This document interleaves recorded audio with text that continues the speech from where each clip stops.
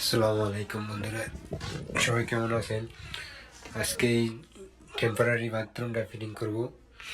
এটা চিপিং করা লাগবে। দেখেন চিপিং এখানে কপলিং ছিল আগে, এটা নষ্ট হয়ে গেছে, কপলিংটা ফাইটে গেছে আর কি। তার কারণে এটা কাটতে ভালো দিয়েছি। এখন এটা চিপিং করে নতুন করে আমার কপলিং ঢুকাইতে হইব।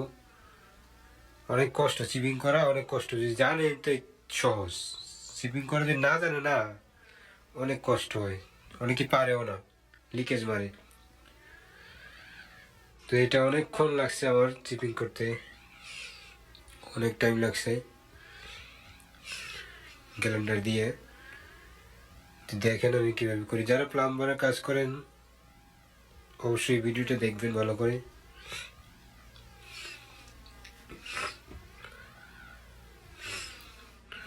টেম্পোরারি বাথরুম, এটা আবার এখানে কাজ শেষ হইলে, এই সাইডে কাজ শেষ হইলে আবার অন্য জায়গায় নিয়ে দেবো। তো কীভাবে টেম্পোরারি বাথরুম ফিটিং করে এটা একটু দেখেন।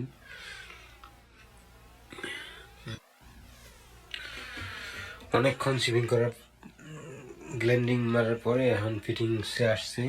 এখন এটাকে গাড়া লাগাবো, গ্লো আর কি, আমরা যেটা গ্লো বলি বাংলাদেশে যারা গ্লু বলি চিনে নতুন সবাই, এদিকে সৌদি আরব এটাকে গাড়া বলে।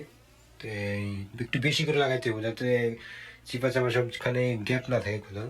একটু বেশি করে লাগাই, যেহেতু এটা রিপেয়ারিং করা হইতেছে। তো ওই হাতটা দিয়ে বাড়ি দিলে ভিতরের দিকে যায়, একটু ভালো করে লাগে। জানলে তো সহজ, না জানলে অনেক সমস্যা পড়া লাগে।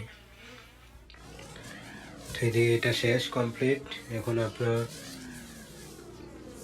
এটাকে শক্ত হওয়ার জন্য একটু অপেক্ষা করা লাগবো।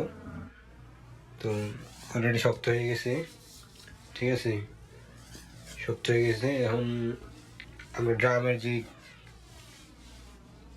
ব্যবস্থাটা ওইটা করবো, ড্রাম দিয়ে নিচে ময়লা যেখানে যাবে ওইটা ব্যবস্থা করি।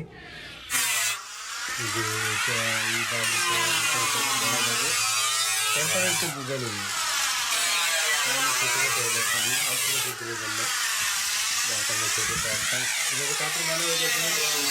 পানিগুলো আছে, যে পানিগুলো আছে পানিগুলা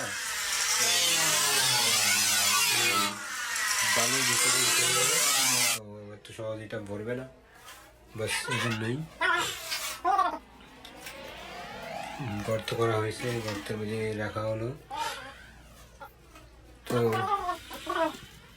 জানলে খুবই সহজ জিনিসটা, না জানলে অনেক ঝামেলা করা লাগে।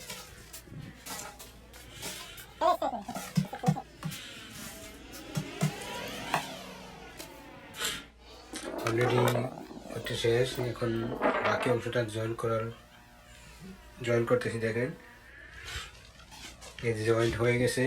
মানে আরেকটা বাকি, যে দিক দিয়ে কানেক্ট করলে হয়ে যাবে। একটা 45 এলবো লাগবো, এলবোটা আমার কাছে নাই, নিয়ে আসার জন্য বলছি, চলে গেছেন। উনি আসলে আবার লাগাই দেবো। এখন আপাতত কাজ শেষ, জাস্ট এটুকুই আজকের জন্য।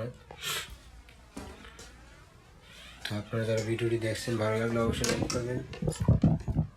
প্লাম্বারের কাজের সম্বন্ধে বিভিন্ন ভিডিও এখান থেকে ছাড়াও আপনারা পেজটির সাথে থাকুন। ইনশাল্লাহ যারা প্লাম্বারের কাজ করেন সৌদি আরবে, নতুনদের জন্য অনেক অভিজ্ঞতা পাবেন ইনশাল্লাহ। সবাই ভালো থাকবেন, আল্লাহ হাফিজ।